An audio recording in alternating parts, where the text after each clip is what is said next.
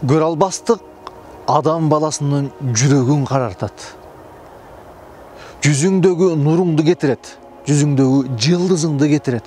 Көрө албастык бир тууганың менен, жакының менен, ага иниң менен, жора жолдошторуң менен, кесиптештериң менен душман кылат.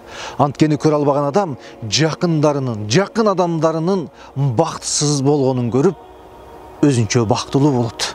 Көрө албастык адамдын тынчын алып, жамандыктан башка эч нерсе алып келбейт. Көрө албастык кээде Кудайдын тагдырына каршы чыгышы мүмкүн. Анткени Кудай Таала тартуулаган жакшылыкты башка бир инсандан көрүшүн каалабайт. Ошол нерсени жокко чыгарууну каалайт. Көрө албастык адам баласынын жүрөгүнү, жүзүнү карартып, бактысыздыкка түртөт. Анткени ал көрө албаган адамдан ийгилик, жетишүү, бакыт качканда өзүнчө жыргап, ыраазы болот.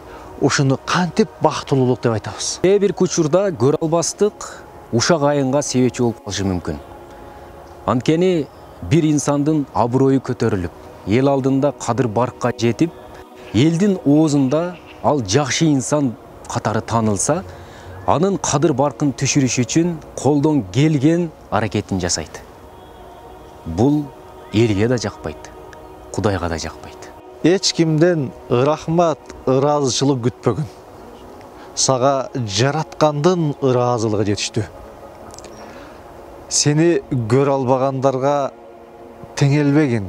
Тентекке теңелип, терек бою секирбе. Сенин ачууңа тийип, сага орой мамиле кылгандарга жөн гана жылмайып кой.